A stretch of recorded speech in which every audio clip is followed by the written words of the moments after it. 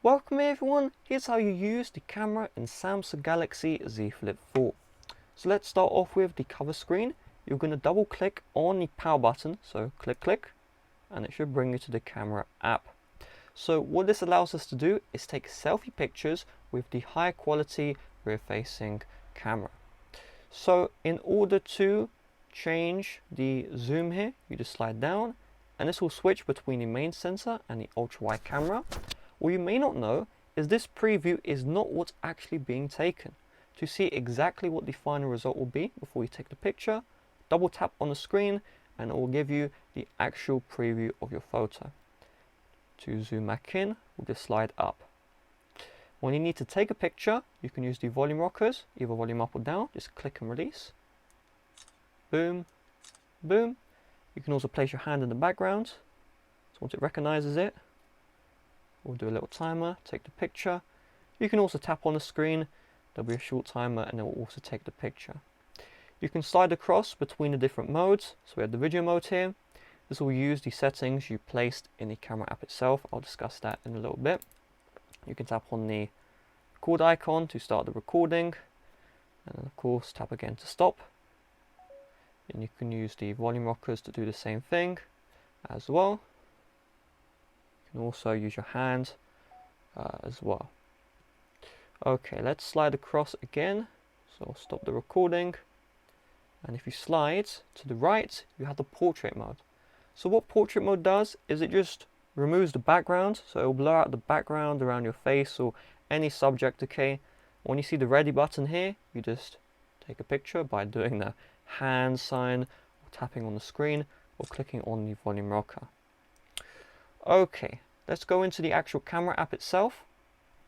So you have all these modes here, and you just tap on the mode to switch to it. Doesn't matter if it's right next to each other or not. Then we have this button here. This will flip the camera between the front camera here and the rear one. You have the zoom modes, okay.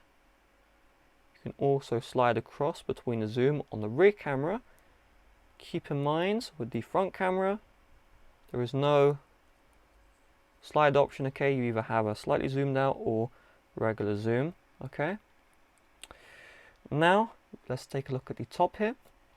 You have the flash. If you tap on this one, by default flash is off. You can set it to auto, which means it will just check the lighting conditions, if necessary turn this on, and then you have flash always on. You have the timer, so this will do a little countdown, and once the countdown ends a picture will start, okay. So 2, 1, it'll take. We'll turn this one off. You have the aspect ratio. So what this right now does is 9 by 22. So for every 9 blocks on the right, it does 22 blocks down. You can change that to 3 by 4, 9 by 16, 1 by 1, whichever one you would like. Then you have the option for motion photo. This will take a picture and then it will also take a little video right after. And when you long press on the photo taken, it will show that video as well. I personally don't like that feature, but if you're interested, then use it. Then we have the filters here. So you can change the filter and the strength. You also have the cover screen preview. So this will always have a preview for the cover screen to view as well. Maybe, I mean, I don't know how you'd find that useful. Maybe, I mean, you just rest the phone like this. But then the thing is, you can already access the preview by just double clicking the power button. Now, here's the deal. If I move my phone upwards, you're going to notice that we have this tabletop view, this flex mode view. So it's going to move all the UI to the bottom, and you just have the preview right here. Okay, all these options are the same. However, you have this little arrow down, and what this arrow down does is switches the actual preview and these modes here. You just switch across just like so. Alright, let's move to video mode here. You have the flash options like earlier. You have super steady mode. So what this will do is it will limit the video quality to full HD 30 FPS. However, you can get super steady video. I personally don't use it. You have the aspect ratio here, which you can change. And then you have the quality options. So you can record up to 4K 60 FPS, UHD is 4K, Full HD is 1080p, and HD is 720p.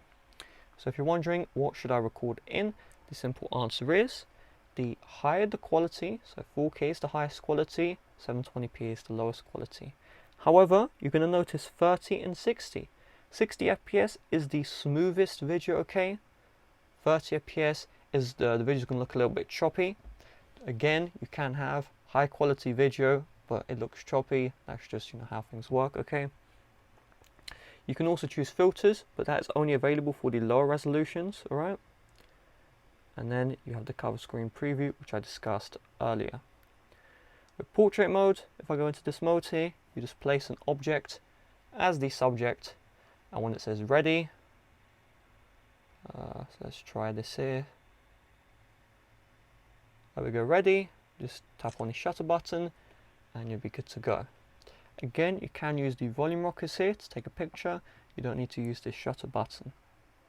And of course, if you tap on this here, the front camera does the same job, okay, for both portrait, photo and video as well. Then we have the more option here. So the pro mode, if you tap into it, you'll be able to do advanced options, okay, ISO, which is the amount of light that is available for the sensor, shutter speed, the EV, where you want the focus, and the white balance. If you don't know what this stuff is, like if you don't know what ISO is, for example, then there is really no point looking into this mode, so just keep that in mind. Then you have a similar mode, but for video, okay. If we go into here, you do have the same options. It'll also show the recording. So L and R, L is left mic, R is right mic. I know I just tapped the wrong ones, but you get the point there. You can also change between these sensors as well. Let's go out, let's go to more. So single take, when you use this one, it will take a bunch of photos, a bunch of videos for like 30 seconds, a minute, and then those will all be saved. Night mode is dedicated night mode. Maybe the photo sensor doesn't automatically recognize you need to be using a night mode photo. Then you can just tap on night mode and it will automatically use that. Again, when you go to photo mode, if it notices you need to use a night mode picture, it will tell you and it will just work, okay? You have food mode, which will enhance food. Pictures, you have the panorama. When you click on this one, you just move your phone across and it will just make this really wide photo, okay? Just make sure this white area stays in the frame while you are taking the pictures, alright? If I go here, you have the super slow-mo, which is like super slow motion, okay?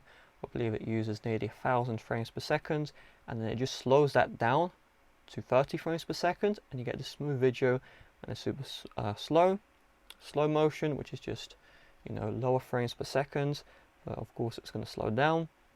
You have the hyperlapse, which is time lapse, where the video speeds up. You have portrait video, which is the portrait photo mode, but just for video. So if it finds any subjects, it will just blur them out. And then you have director's view right here, which gives you options for all of the three cameras, okay? So you'll be able to record all at once for back, ultra wide, and front. Now let's go to settings here. You're going to see shot suggestions. So if you want help with great shots, you can turn this toggle on and it will just tell you move the picture back, move the subject back, etc. Scan QR code, so if you need to place a QR code in the frame to recognize it. You then have swipe shutter button too. So the shutter button is that little circle. If you swipe it, by default it's going to take a burst shot, but you can also change that one here. You can change the picture formats. So high efficiency pictures, here is the deal. If you were to, let's say, send these photos to a friend or Windows computer or even an iPhone, these pictures won't view. However, they will view on your device. And then raw copies is like the ultra high quality pictures. They use a lot of file size. However, if you're not doing photo editing, I recommend you turn this one off.